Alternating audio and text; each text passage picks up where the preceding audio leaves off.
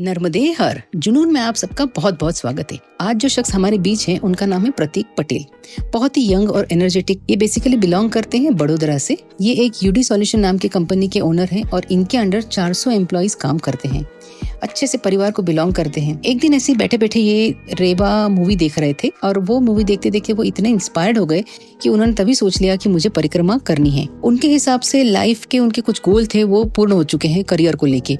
तो उन्होंने सोचा कि वो जो गोल पूर्ण हो चुके हैं तो उसके लिए मैं कुछ आध्यात्मिक ओर उनको निर्माण हुई और लाइफ का मोटिव ढूंढने के लिए वो परिक्रमा पे निकल पड़े। अभी वो परिक्रमा में है और मैं उनसे मंगलेश्वर में मिली थी। तो तब मंगलेश्वर में मिलके जब मैंने इनको देखा कितने एनर्जेटिक स्फूर्ति वाले इंसान है, फुल ऑफ लाइफ में जीने वाले, तो मैंने इनसे कुछ बातें की हैं। चलिए उनके कुछ व्यू जान लेते हैं कि वो क्या कह रहे हैं। नर्मदे हर। नर्मदे हर। तो हमारे साथ है आप प्रतीक पटेल भाई, जिनका खुद का भी यूट्यूब चैनल है। किस नाम से प्रतीक भाई? प्रतीक पटेल 2711। यूट्यूब चैनल नहीं है, बस अपने याद के लिए सब वीडियो में वहाँ पर रखता हूँ। और जो लोगों को भी इंस्पिरेशन चाहिए कि कैसे जाना चाहिए, कहाँ कहाँ रुकना चाहिए, तो उनको भी शायद सहायता मिल रहा है, उसके लिए मैं अपना वीडियो डाल रहा हूँ। तो बस यही आशा है। अच्छा, तो आपने बाबा जी आप आपके बारे में कुछ बताएंगे? अगर मैं अपने बचपन की बात करूँ तो मैं वडोदरा सिटी है गुजरात में, वहाँ पर पला बड़ा। उसके बाद अपना मास्टर्स डिग्री के लिए मैंने एमसीए किया था निर्मा यूनिवर्सिटी में। तो उसकी वजह से मैं अहमदाबाद गया था और वहाँ स्टडी के साथ साथ ही सेकंड ईयर में हमने आईटी कंपनी स्टार्ट कर दी थी, यूडी सॉल्यूशंस करके। तो पार्टनरशिप फर्म है हमारी पहले, उसके बाद प्राइवेट लिमिटेड बनाई और रिसेंटली लास्ट ईयर ही हमने वो एनएससी इमर्ज में लिस्टेड कंपनी कर दी है। तो बहुत ही अच्छा ग्रोथ मिला वहाँ पर हमें, बहुत ही अच्छा सपोर्ट मिला पार्टनर्स का, एम्प्लॉई का। तो वो एक पूरी करियर की एक अलग लाइफ थी। उसके साथ साथ मन में बहुत सारे प्रश्न भी आया करते थे कि भाई व्हाट इज अल्टीमेट ट्रूथ और धर्म क्या है, हमारा वेदास कुछ अलग बोलते हैं। और आजकल यूट्यूब में जो भी अलग अलग बाबा जी भी हो गए हैं या अलग अलग लोग हो गए, तो उनके अपने अपने फिलोसॉफी के हिसाब से हमें बचपन से अपना धर्म सिखाया गया है। पर मुझे जानना था कि भाई अल्टीमेट क्या है और उसके लिए पूरा समय चाहिए होता है। तो मैंने थोड़ा प्लानिंग किया और अपने लिए ऐसा समय निकाला है कि ये यात्रा में अलग अलग महापुरुषों के साथ सत्संग करने को मिले। उसके साथ साथ बीच बीच में पॉडकास्ट सुनते चलते चलते टाइम मिलता है तब। तो मुझे वेद के प्रति थोड़ा आकर्षण है, तो उसको जान रहा हूँ अभी मैं। थोड़ा खुद के लिए भी कि कैसे अपने साथ बातचीत कर पाऊँ, अपने लिए समय निकाल पाऊँ, तो मुझे अपना लाइफ का गोल मालूम पड़े। तो वो भी एक यात्रा चल रही है। इसके साथ साथ मेरी थोड़ा वेलनेस को लेके, हेल्थ को लेके भी यात्रा है कि भाई इतना अगर हम लोग चलेंगे तो वेट रिड्यूस होगा, बॉडी में भी एक अलग ऊर्जा आती है। तो बहुत सारी चीजों को साथ में लेके अभी चल रहा हूँ। इट इज नॉट ओनली आध्यात्मिक यात्रा, इट इज। तो नर्मदा परिक्रमा ही क्यों, मतलब और दूसरी यात्राएं क्यों नहीं? कैसे मैया की तरफ कुछ प्लानिंग नहीं था, बस ऐसे ही था। मैं थोड़ा मेडिटेशन, अलग अलग मेथड होती है वहाँ पर भी टच करके आया हूँ। थोड़े अलग अलग तरीके से ध्यान करता था। और जैसे कि मैंने पिछली वीडियो में भी बताया था, एक मूवी से थोड़ा इंस्पायर हुआ था, रेवा मूवी से। तो मन में इच्छा थी और ये तो शायद मैया जी का बुलावा ही था, मैं यही बोल सकता हूँ। सही है, ये क्योंकि उसके बगैर तो मैं जो लाइफ जीता आया हूँ, जो जगह से आ रहा हूँ, वहाँ पर नर्मदा परिक्रमा कोई पहचानता नहीं है। ठीक है, उत्तर वाहिनी एक दिन की होती है जो 3-4 घंटे में हो जाती है। मैं अहमदाबाद में रहता हूँ। तो अहमदाबाद में मैया का नहीं, क्योंकि दूर दूर तक नर्मदा, हाँ ठीक है, आजकल गवर्नमेंट की वजह से नर्मदा का पानी हमारे यहाँ तक पहुँचता है, बस उतना ही मालूम है। नर्मदा लोगों के दिमाग में क्लियर नहीं है। पर हाँ, जब परिक्रमा शुरू की तो श्रद्धा के साथ शुरू की, जो भी दूसरे लोगों की श्रद्धा है उसका रिस्पेक्ट करके की। तो थोड़ा थोड़ा अनुभव बढ़ता गया और थोड़ी श्रद्धा आती गई। मैं नर्मदा परिक्रमा को इस तरीके से देखता हूँ कि नेचर को कैसे हम लोग मान देते हैं, नेचर को कैसे हम लोग पूजते हैं। सारे ही अच्छे अनुभव हुए, ऐसा भी नहीं बोलूंगा। मुझे ये देख के दुख होता है कि भाई ठीक है, जो परिक्रमावासी है वो कचरा भी वहां पर फेंकते हैं, या फिर पानी, जब गांव में इतनी सुविधा नहीं होती है पर जहां पर भी होती है तो पानी बहता रहता है। तो ऐसे कुछ अनुभव भी है और उसके सामने अच्छे अनुभव भी है कि जो लोग सेवा का भाव लेके चलते हैं, भले उनके पास रुपये हो ना हो, भले उनके पास जगह हो ना हो, फिर भी वो उनका भाव देख के मैं तो बहुत ही एक अलग जोन में ही चला गया हूँ कि अगर लाइफ में सेवा करूंगा तो ये मेरा ट्रेनिंग पीरियड चल रहा है कि उनसे सीखने को मिल रहा है कि कैसे सेवा कर सकते हैं हम लोग। सही बात है, सही है।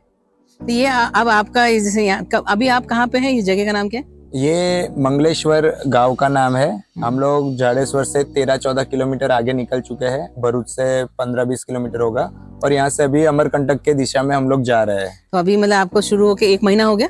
आज 25वां दिन है। 6 दिसंबर हमने चालू किया था। 12 नवंबर को देवउठी 11 जो चतुर्मास खत्म होते हैं उसके बाद ही हमने शुरू किया। ओमकारेश्वर से दक्षिण तट से। अभी आपने तट परिवर्तन करके, तट परिवर्तन में कोई आपको ऐसा अनुभव या फिर?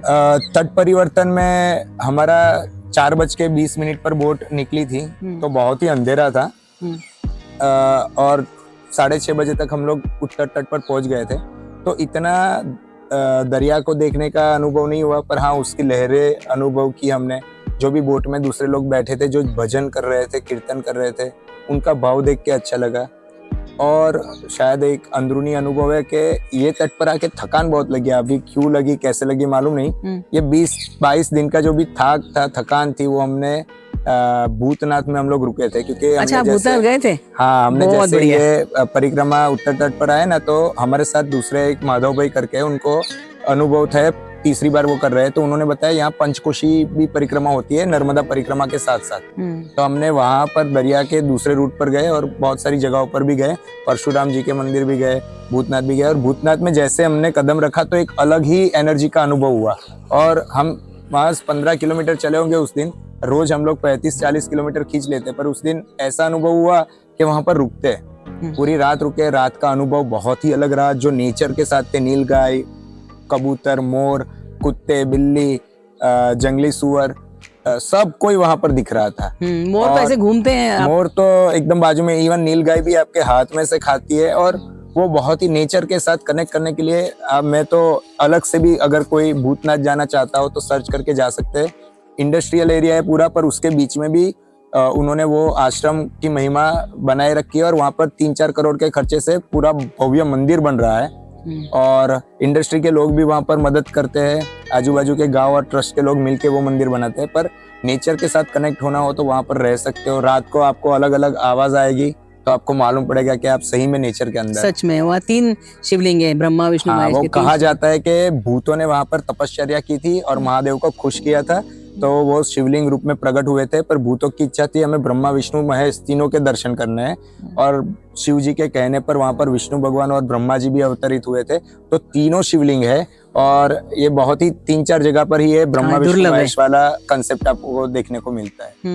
और वहाँ पे कुंड है, आगे आप वो कुंड भी देखे? हाँ, पांडव कुंड बोलते हैं। पर हम लोग जब पहुंचे थे तो अंधेरा जैसा हो गया था और दूसरे दिन सुबह निकल गए थे, तो वो हमें रह गया है।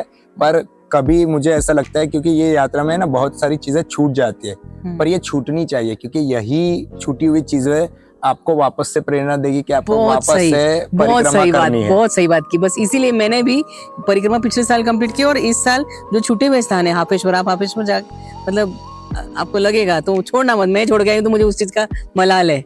हाँ, क्योंकि बहुत बड़े बड़े स्थान है ना, वो वेल नोन होते हैं और सब लोग वहां पर रुकते हैं। मैं भी वहां पर ही रुकता हूँ। पर जो छोटे छोटे स्थान होते हैं, जैसे कि दक्षिण तट पर सप्तेश्वर था, वहां पर भी हमने रात गुजारी थी और वहां का भी अनुभव बहुत ही अलग था।